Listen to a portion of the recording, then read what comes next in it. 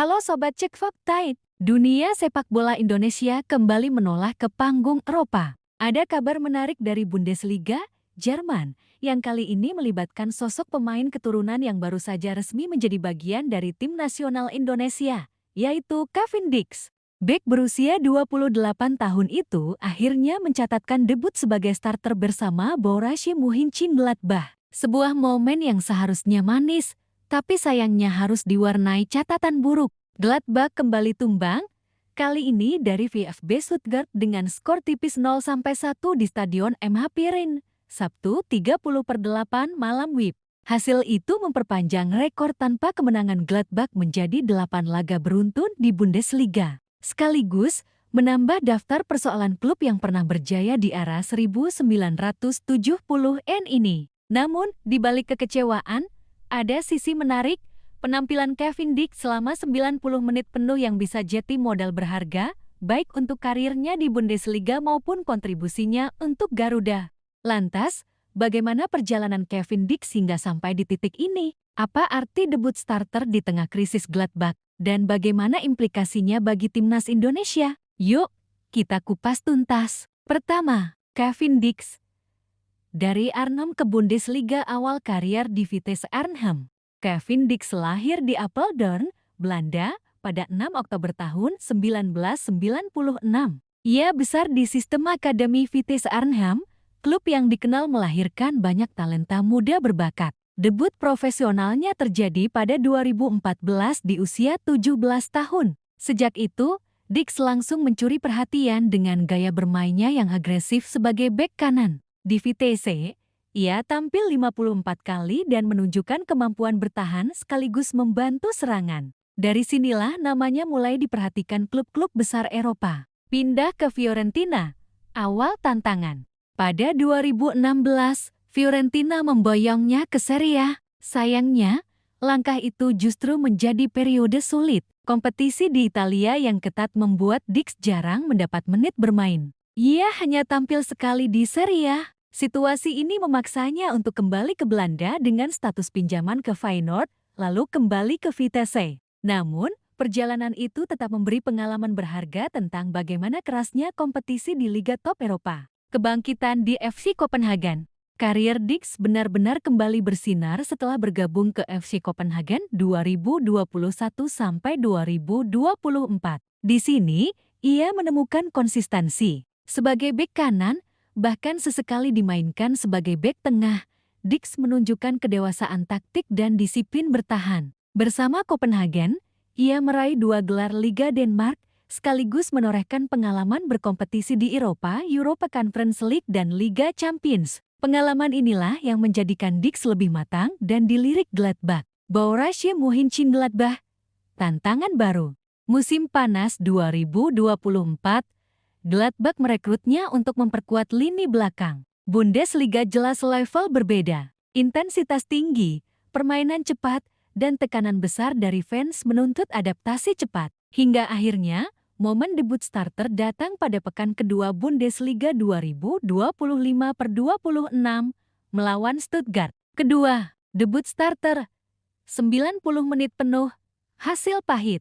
Pelatih Gerardo Seoane menurunkan Cavan Dijk sebagai bek tengah berduet dengan Nick Elvedi. Keputusan ini cukup mengejutkan, karena posisi asli Dijk adalah bek kanan. Namun fleksibilitasnya memberi keuntungan taktik. Dalam laga itu, Gladbach sebenarnya cukup dominan dalam penguasaan bola. Namun, mereka tak mampu mencetak gol. Stuttgart justru memanfaatkan peluang di menit ke-79 lewat sundulan Chema Andres.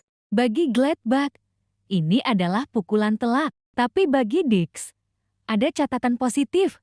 Ia mampu tampil konsisten selama 90 menit tanpa ditarik keluar. Itu menandakan Seoane mempercayainya, meski hasil akhir mengecewakan. Ketiga, krisis Gladbach.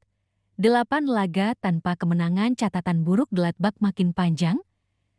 8 laga beruntun tanpa kemenangan di Bundesliga termasuk musim lalu. 2 laga awal musim ini tanpa gol. Terakhir menang 29 Maret tahun 2025 melawan RB Leipzig 1-0.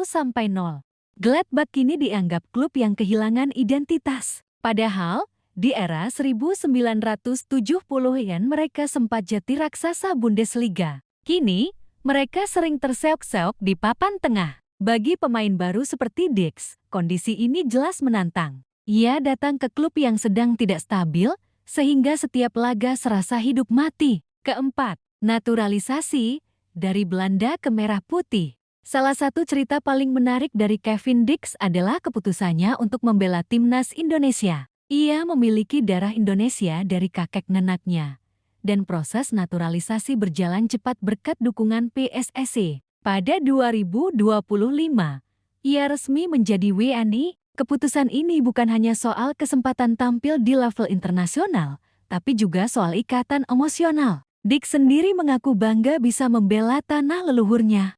Kini, ia berpeluang besar menjadi pilar utama lini pertahanan Garuda. Apalagi timnas Indonesia tengah bersiap menghadapi uji coba internasional melawan Chinese Taipei 5 September dan Lebanon 8 September di Surabaya. Kelima, apa artinya bagi timnas Indonesia? Indonesia seringkali kesulitan menemukan bek yang konsisten di level internasional. Dengan hadirnya Dix, skuad Garuda punya sosok berpengalaman di Eropa. Serba bisa bek kanan maupun bek tengah. Disiplin taktik, mental tangguh dari kompetisi top. Jika adaptasi berjalan mulus, Dix bisa jadi jawaban jangka panjang untuk lini belakang Garuda, mendampingi pemain lain seperti Jordi Amat atau Rizky Ridho. Keenam, perbandingan dengan pemain diaspora lain Indonesia bukan pertama kali mengandalkan pemain diaspora. Nama-nama seperti Jordi Amat Spanyol atau Filipina Indonesia, Sandy Walsh Belgia Indonesia, Shane Patinama Belanda Indonesia sudah lebih dulu membela merah putih. Bedanya, Dix datang dengan pengalaman lebih banyak di klub top Eropa, termasuk Liga Champions bersama Copenhagen. Ini memberi ekspektasi tinggi. Ia bukan sekadar pelengkap, tapi diharapkan jadi pemimpin lini belakang. Ketujuh, tantangan, adaptasi dan tekanan, namun jalan tidak selalu mulus. Ada beberapa tantangan besar. Adaptasi ke kultur sepak bola Asia Tenggara yang berbeda dari Eropa. Ekspektasi tinggi fans Indonesia yang ingin hasil instan. Situasi Gladbach yang sulit bisa memengaruhi mentalnya jika tim terus kalah. Bagi Dix, menjaga fokus dan profesionalisme jadi kunci agar ia bisa memberi kontribusi maksimal di dua level, klub dan timnas. Kedelapan, Bundesliga. Ajang uji mental Bundesliga dikenal sebagai liga dengan tempo cepat, intensitas tinggi, dan kompetisi ketat. Nama-nama besar seperti Bayern, Dortmund, dan Leipzig mendominasi. Bagi Dix, bertahan di Bundesliga adalah ajang uji mental. Jika ia bisa konsisten, bukan mustahil ia akan jadi pemain inti Gladbach sepanjang musim. Itu otomatis meningkatkan reputasinya sebagai bek top, sekaligus membawa aura positif ke timnas Indonesia. Kesembilan, harapan fans Gladbach bangkit. Garuda terbang fans Gladbach tentu berharap tim kesayangan mereka segera bangkit dari keterpurukan. Sementara fans Indonesia menaruh harapan agar Dix bisa langsung memberi dampak signifikan di FIFA Matchday. Satu hal jelas, perjalanan Dix kini dipantau dua dunia Eropa dan Asia Tenggara. Apa yang ia lakukan di Bundesliga akan berdampak pada bagaimana ia dilihat saat membela Garuda. Sobat Cek Fakta, cerita debut starter Kevin Dix di Borussia Mönchengladbach memang diwarnai hasil pahit. Klubnya kalah, tren buruk berlanjut, dan krisis belum berakhir. Namun, di balik itu semua, ada secercah cahaya. Dix bermain penuh 90 menit, sebuah tanda kepercayaan yang bisa jadi fondasi bagi karirnya di Bundesliga. Lebih penting lagi, ini adalah modal besar menjelang tugasnya bersama timnas Indonesia. Dengan pengalaman panjang dari Vitesse, Fiorentina, Feyenoord, hingga Copenhagen, kini Dix siap membawa energi baru bagi Garuda. Apakah ia akan jadi solusi permanen lini belakang Indonesia? Apakah ia mampu membawa Gladbach keluar dari krisis? Semua masih menunggu waktu. Bagaimana menurut kalian? Sobat Cek Fakta, apakah Kevin Dix sudah terlihat sebagai calon bek andalan Garuda? Atau masih butuh waktu membuktikan diri? Tulis pendapat kalian di kolom komentar, dan pantau terus berita olahraga terkini hanya di Cek Fakta.